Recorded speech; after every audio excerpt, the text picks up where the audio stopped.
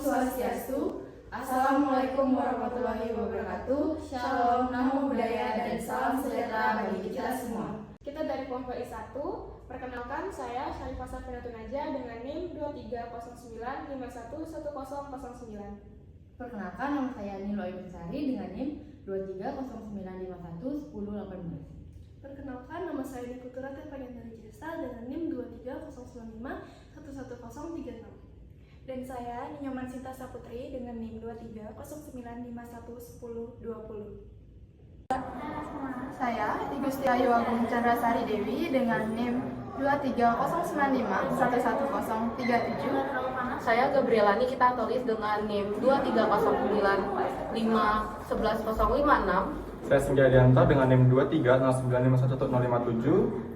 Saya Florentia Lentera Kasirasari dengan NIM 2309511058. Saya Nika Derita Mahayani dengan NIM 2309511061. Kami dari kelas I, kelompok 1. Pada video ini, kami dari kelompok I1 akan menjelaskan mengenai morfologi dan siklus hidup dari parasit Stenocephalida felis. Untuk itu, selamat.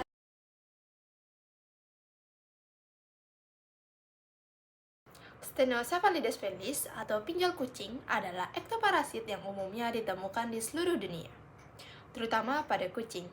Ukurannya kecil sekitar 1 hingga 3 mm dan memiliki tubuh pipih berwarna coklat tua hingga hitam.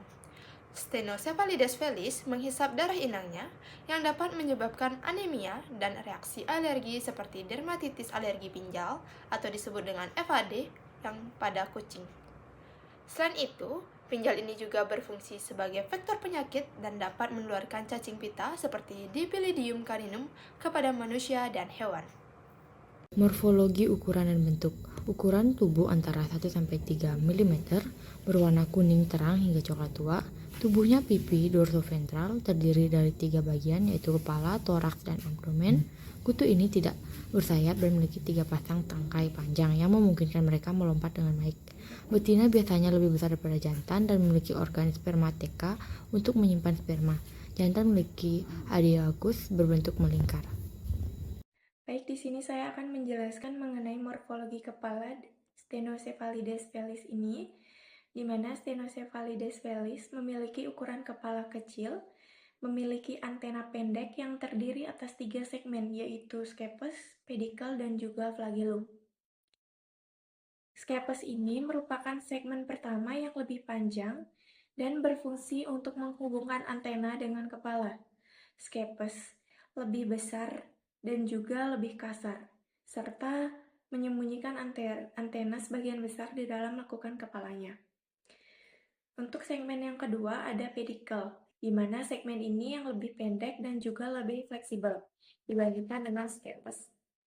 Pedicle ini yang menghubungkan antara scapes dengan flagellum. Kemudian untuk segmen terakhir ada flagellum, di mana segmen ini merupakan segmen yang sangat kecil dan terdiri dari beberapa subsegmen yang lebih halus dan juga lebih sensitif.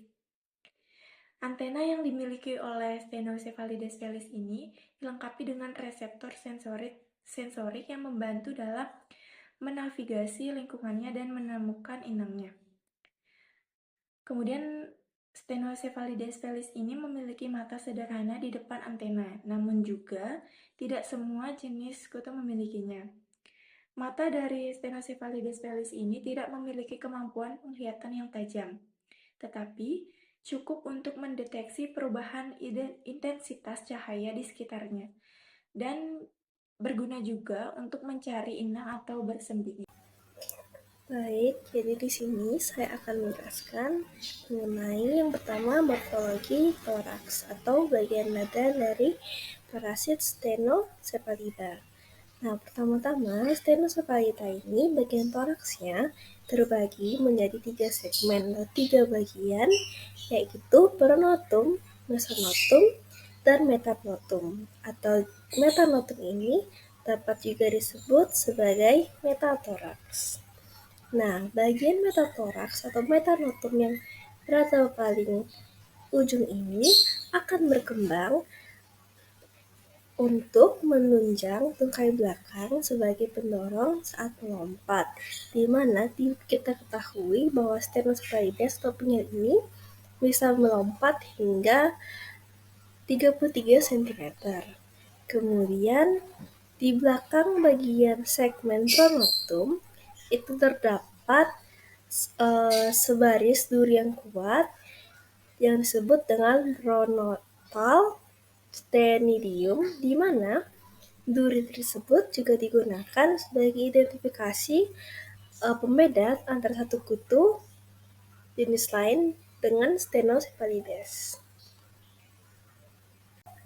Nah, berikutnya itu adalah morfologi abdomen atau bagian perut dari parasit Stenocephalides.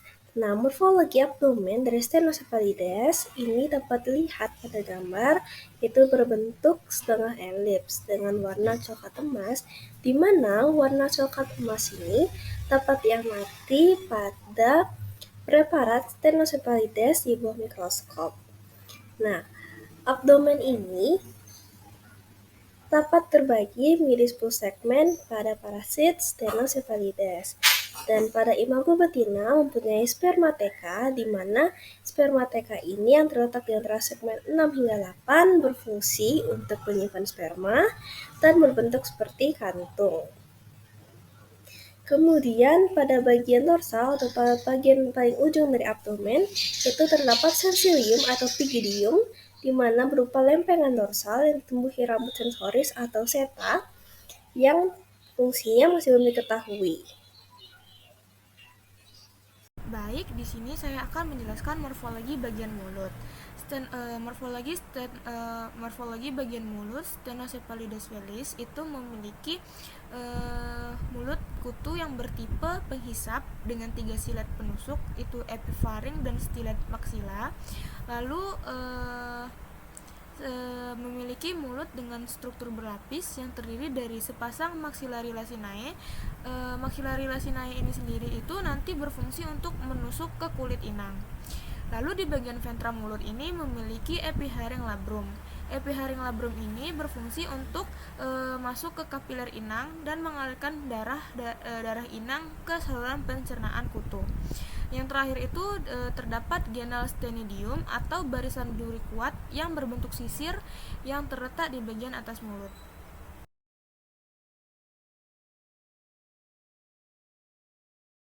Baik, di sini saya akan menjelaskan mengenai siklus hidup dari parasit Stenocephalides fellis dalam bentuk diagram. Nah, seperti yang kita lihat pada layar, itu parasit Stenocephalides fellis ini memiliki 4 fase siklus hidup. Yang pertama yaitu fase telur, kemudian yang kedua fase larva, yang ketiga fase pupa, dan yang terakhir adalah fase dewasa atau pinyal dewasa. Nah, siklus hidup ini diawali dari pinyal dewasa itu menghasilkan telur, yang dimana telur ini kurang lebih berukuran 0,5 mm dengan warna putih. Dan telur ini akan menetas dalam durasi 2 hingga 5 hari dan akan menetas menjadi larva. Nah, larva ini akan terbagi menjadi 3 tahap, di mana tiap tahapnya memiliki perkembangan yang di mana ukuran semakin membesar dan akan melanjutkan dengan fase pupa. Nah, fase pupa ini memiliki durasi selama 5 hingga 14 hari, dan pada fase pupa ini dikelilingi oleh partikel lengket yang dihasilkan dari air liur dia, dan itu berfungsi sebagai proteksi diri dan kamuflase. Kemudian untuk penetasan dari pupa itu menunggu di saat kondisi yang optimal, dan apabila kondisi tidak optimal itu bisa menetas setelah berbulan-bulan lamanya. Kemudian saat menetas, pupa akan menjadi pinjal dewasa, yang dimana pinjal dewasa ini akan kembali mengulang siklus hidup dari menghasilkan telur dan akan terus melanjut seterusnya. Kemudian untuk lebih lengkapnya dari masing-masing fase akan dijelaskan oleh teman saya di berikutnya. Telur Stenocephalides fellis ini berukuran sekitar 0,5 mm dengan bentuknya yang lonjong dan juga berwarna putih transparan. Betina dewasa bertelur setelah menghisap darah inangnya. Dan seekor betina dapat bertelur hingga 40-50 telur per hari, tergantung pada kondisi lingkungan dan ketersediaan makanannya. Telur diletakkan di bulu atau di kulit inangnya, dan telur ini membutuhkan lingkungan yang hangat dan lembab untuk berkembang.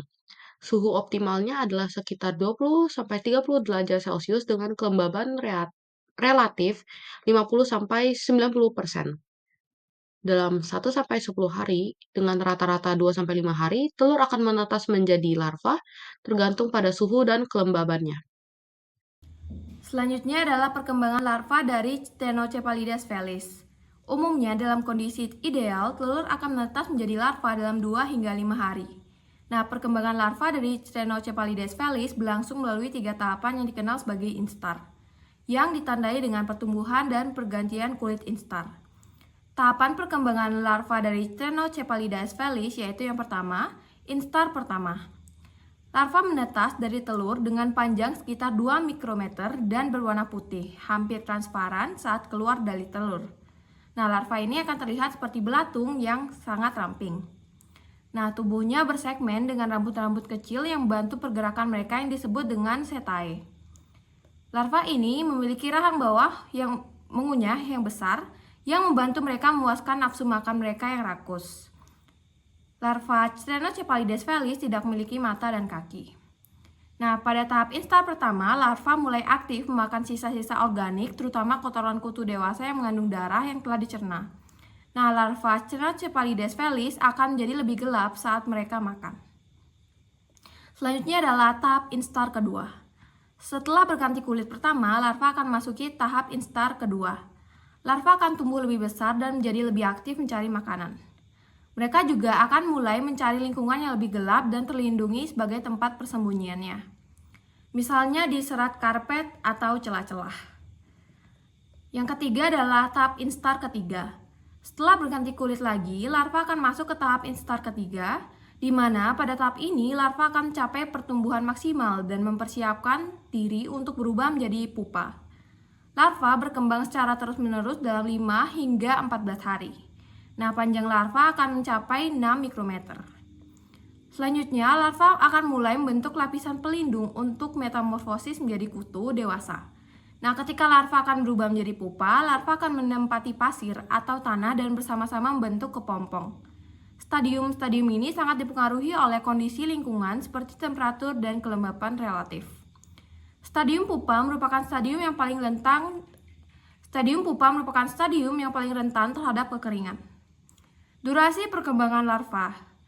Tahap larva ini berlangsung sekitar 5 hingga 14 hari tergantung pada suhu dan kelembapan lingkungan. Suhu hangat dan kelembapan tinggi biasanya mempercepat proses ini. Faktor ketersediaan makanan juga berpengaruh karena larva membutuhkan sisa organik, terutama kotoran kutu dewasa untuk bertahan hidup. Tahap pupa sangat bergantung pada suhu lingkungan dan kelembapan. Stadium pupa dapat berlangsung dalam waktu 7-10 hari pada suhu yang sesuai. Namun apabila tidak sesuai, bisa berbulan-bulan pada suhu yang kurang optimal. Bahkan jika pupa berada di tempat dengan suhu yang rendah, dapat menyebabkan kutu tetap terbungkus di dalam kokon. Pupa memiliki tahapan yang tidak aktif atau makan dan berada dalam kokon yang tertutupi debris dan debu sekeliling. Tahapan pupa ini juga sensitif terhadap adanya perubahan konsentrasi CO2 di lingkungan sekitarnya dan juga terhadap getaran. Baik, di sini saya akan menjelaskan siklus hidup Ctenocephalides fase dewasa. Fase dewasa dari Ctenocephalides dimulai setelah Ctenocephalides keluar dari pupa matang dan keluar dalam 7-14 hari. Ctenocephalides dewasa memiliki tubuh pipi berwarna coklat gelap. Seekor Ctenocephalides betina dapat menghasilkan hingga 50 telur per hari dan sekitar 2000 telur selama hidupnya. Dan mereka akan menghindari cahaya dan bersembunyi di bulu inang atau tempat-tempat gelap. Ctenocephalides dewasa memiliki sifat hematofagus, yang dimana berarti mereka membutuhkan darah untuk bertahan hidup dan bereproduksi. Mereka akan menggigit kulit inang dan mengisap darah yang dapat menyebabkan iritasi dan reaksi alergi pada inang. Stenosepalides dewasa dapat bertahan tanpa makanan selama beberapa bulan. Dan Stenosepalides betina dapat mulai bertelur kembali dalam waktu 24-48 jam setelah memulai aktivitas mengisap darah. Dan siklus hidup dari Stenosepalides dari telur hingga dewasa itu berlangsung sekitar 2 hingga 3 minggu secara optimal. Sekian video dari kami ucapkan terima kasih.